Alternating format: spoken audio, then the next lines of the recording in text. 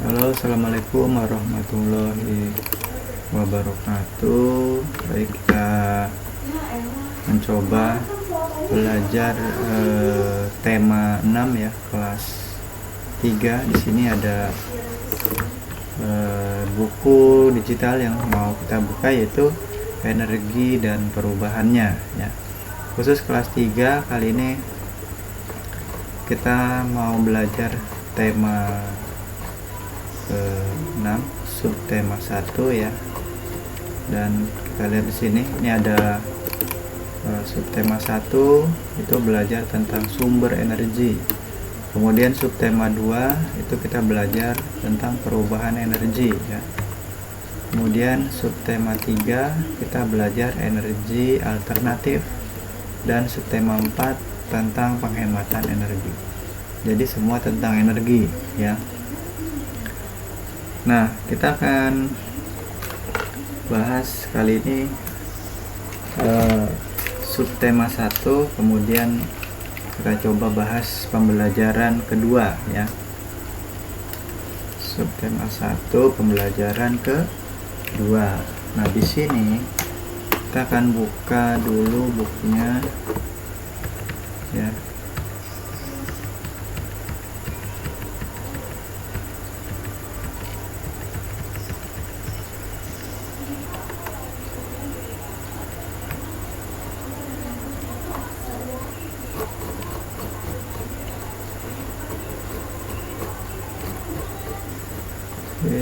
Oke, yang ini ya. Baik. Di sini kita akan baca mengenai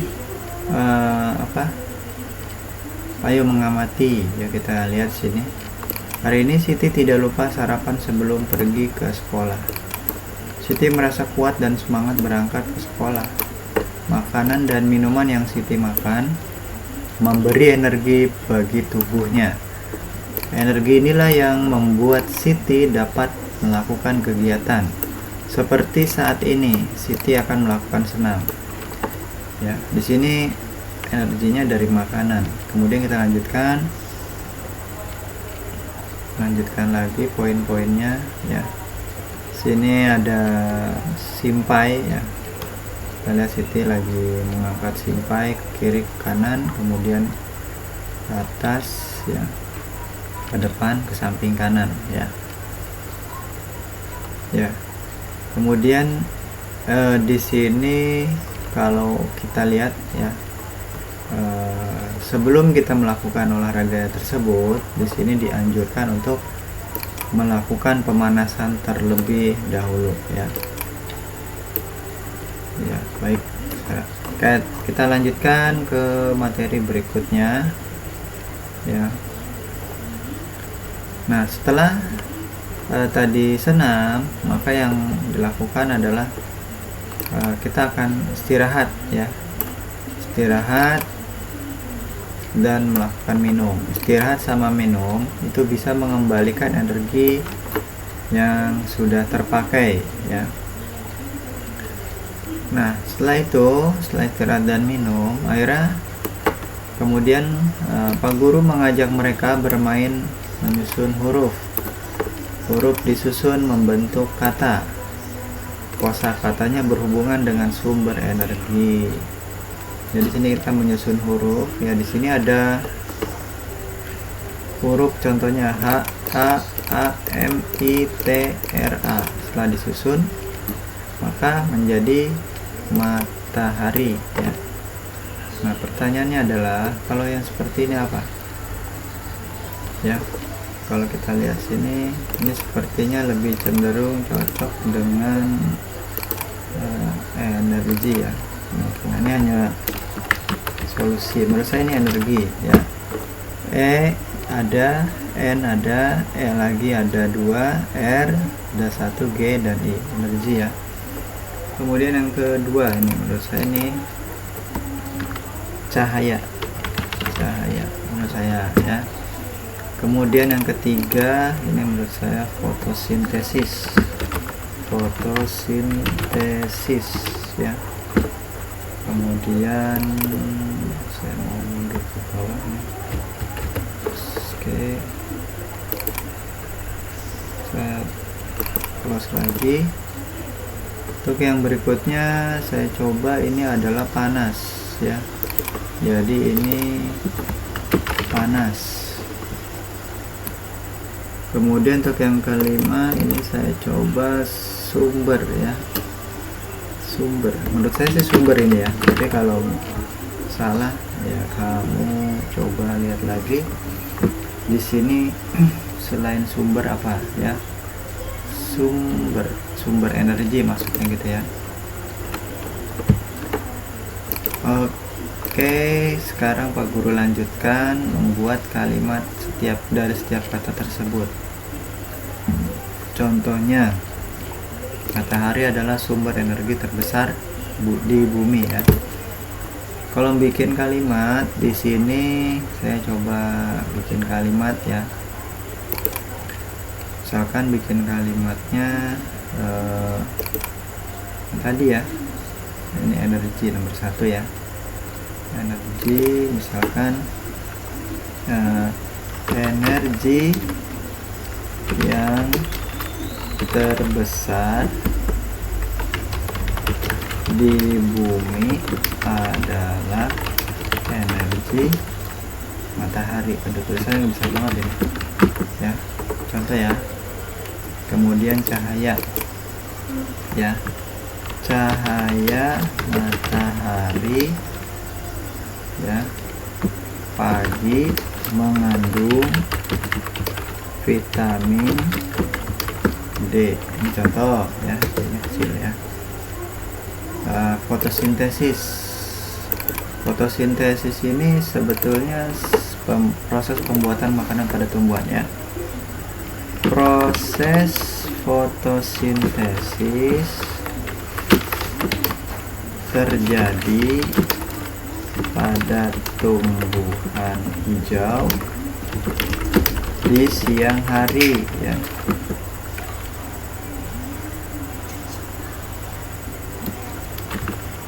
Siang hari. Nah, ini kan kita bisa buat kalimat sesuai dengan susunan kosakata yang tadi ya. Terus yang ini apa ini, panas. Energi matahari mengandung cahaya dan panas. Ini contoh ya. Kalau misalkan kalian bisa bikin kalimat dengan bahasa sendiri, itu alangkah lebih bagus ya. Kemudian tadi kita lanjutkan, setelah itu pelajaran. Setelah itu, setelah istirahat bermain kosakata, Pak Guru melanjutkan pelajaran. Pak Guru menjelaskan bahwa air adalah sumber energi juga ya. Ketika diminum, air akan memberi energi ya. Nah, di sini saya anjurkan, di sini kita sebelum melakukan kegiatan atau setelah bangun tidur, kita minum air putih segelas ya. Kalau misalkan setelah bangun tidur ya, setelah bangun tidur pagi hari, tubuh kita memerlukan air setiap 3 liter sampai 3 liter setiap hari. Tubuh kita akan lemah jika kekurangan air, sehingga kita harus memiliki persediaan air bersih yang cukup di rumah. Lanjutkan. Tidak di semua tempat tersedia air bersih yang cukup. Betul. Di beberapa tempat orang bahkan harus beli air untuk keperluan sehari-hari. Karena itu kita wajib menghemat penggunaan air di rumah. Matikan keran air sesudah dipakai ya, sudah digunakan. Jangan menghamburkan air untuk keperluan yang tidak penting. Kalau minum air matang harus dihabiskan. Masih banyak lagi contoh kewajiban di rumah dalam menghemat energi.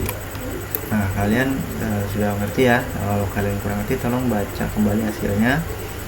Baca lagi bacaannya di atas ya, sampai betul-betul dipahami. Baik, kita akan lanjutkan. Tentukan perilaku yang menunjukkan kewajiban menghemat air. Beri tanda centang untuk gambar yang tepat. Jadi mana pilih? Kalau menghemat air kasih tanda centang. Kalau boros spasi tanda silang ya. Pak Guru coba jelaskan di sini menurut Pak Guru ya. Jadi manakah gambar yang merupakan contoh menghemat air ya. Baik, kalau menghemat air saya pilih yang ini ya, yang ini termasuk bagus ya, menghemat air. Ini juga mematikan keran, bagus ya. Sedangkan ini tidak gambar yang ini ya, yang sedang bermain air, buang-buang air ini mah ya. Kalau minum mah bagus buat kesehatan tubuh. Mematikan keran berarti menghemat air ya. Kemudian untuk membuang airnya seperti tidak sengaja menendang ember pun termasuk menghemat air. Melakukan sikat gigi termasuk menghemat air ya. Artinya untuk menjaga kesehatan. Kemudian menyiram tanaman juga termasuk kegiatan yang baik yang menghemat air. Oke, seperti ini ya. Jadi hanya nomor yang tengah ini yang tidak menghemat air. Oke, materi Pak Guru lanjutkan dengan PowerPoint ya. PowerPointnya seperti ini. Kita coba perbesar ya pembelajaran kita. Oke, saya juga belum tahu ini apa, masih oke. Untuk tema 6, energi dan perubahannya. Ini kita sebenarnya pembelajarannya sudah bukan pembelajaran ke-1, tapi oke, kita coba aja. Sumber energi ya, kita masuk aja, kita ambil yang penting ya. Informasi bisa kita temukan pada setiap teks ya. Jadi informasi bisa kita temukan pada setiap paragraf atau teks ya. Jadi di sini caranya dengan membaca cermat, membaca secara cermat ya. Oke, kita lanjutkan. Kamu dapat menandai bagian penting, kata-kata penting di setiap paragraf ya. Setelah menemukan informasi, kita bisa merangkai menjadi satu paragraf baru ya. Oke, di sini ada pembelajaran masih pembelajaran 1 mengenai muatan SBDP, ekspresi dan pola irama pada lagu. Setiap lagu memiliki pesan-pesan yang ingin disampaikan oleh penyanyi kepada pendengar. Pesan yang disampaikan akan sampai apabila penyanyi bisa menjiwai lagu tersebut atau dikenal dengan ekspresi lagu. Kalau sedih, kita ekspresinya sedih, tapi kalau senang, gembira, lagu tersebut kita juga menyampaikan harus dengan senang lagunya. Itu ya maksudnya ya. Beberapa cara menjiwai lagu yaitu dengan memahami lirik dan pola irama. Pola irama adalah sekelompok bunyi dengan susunan irama tertentu atau birama. Oke, di sini ayo, apa arti birama dan ekspresi dari lagu berikut? Artinya sebagai lebih memahami, kita coba lagunya Angin dari Ate Mahmud ya. Kita coba buka di YouTube ya. Angin, lagu Angin kelas 3 SD, Ate Mahmud, maksudnya pengarangnya ya. Yuk kita coba sama-sama ya, kita coba nyanyi. Bunda, bantu penuhi nutrisi si buah hati. Yuk sama-sama. Angin yang berhembus, dari mana di kau? Banyak tentu yang kau lihat selama merantau. Angin yang berhembus, jangan pergi dulu. Ceritakanlah padaku tentang negeri jauh. Lagu tadi sudah kita dengarkan ya, lagu Angin Nada dasarnya Do sama dengan F. Biramanya 4/4 sedang. Ciptaan A.T. Mahmud, baik syair maupun lagunya. Nah, sekarang diulang sekali lagi ya lagunya ya. Oke, kita coba ulang lagi ya.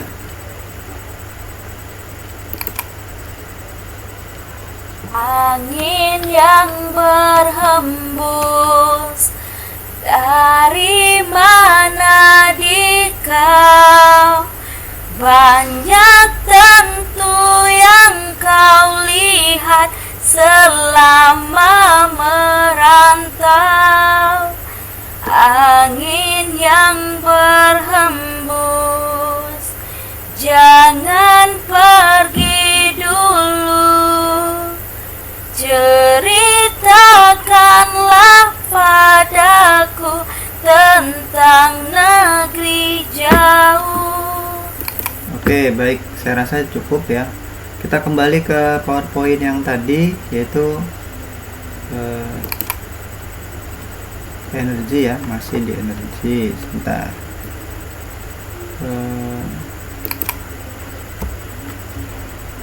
Nah, sekarang kita akan mengenal satuan waktu yang tidak baku di sini.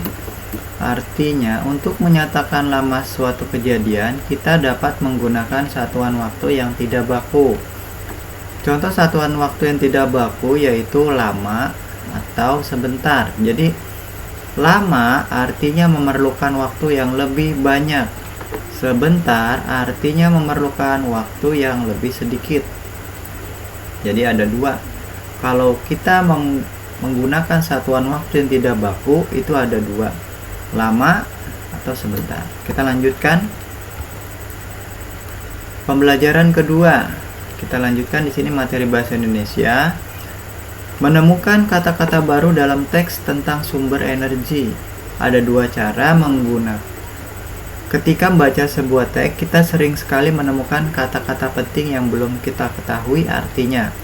Arti dari kata-kata tersebut dapat kita cari dengan menggunakan Kamus Besar Bahasa Indonesia KBBI. Atau yang kedua, bertanya kepada guru atau bertanya kepada orang tuamu. Lanjutkan. Muatan PPKN pembelajaran kedua. Pentingnya memanfaatkan sumber air dengan baik. Yang pertama, ya, menjaga ketersediaan air agar tetap ada dan lestari. Kedua, menjaga kelangsungan hidup dan aktivitas makhluk hidup. Ketiga, tanpa air makhluk hidup tidak dapat bertahan hidup untuk waktu yang lama. Untuk teks pembelajaran yang kedua untuk kali ini Pak Guru cukupkan ya. Tadi sudah Pak Guru sempat berikan tugas ya. Mungkin tugas yang kalian harus lakukan sudah ada 3 buah tugas. Yang pertama adalah menyusun kosakata di buku tema 6 halaman 15. Kemudian yang kedua membuat kalimat tentang energi, dan tugas yang ketiga adalah bagaimana cara yang baik dalam menggunakan energi ya.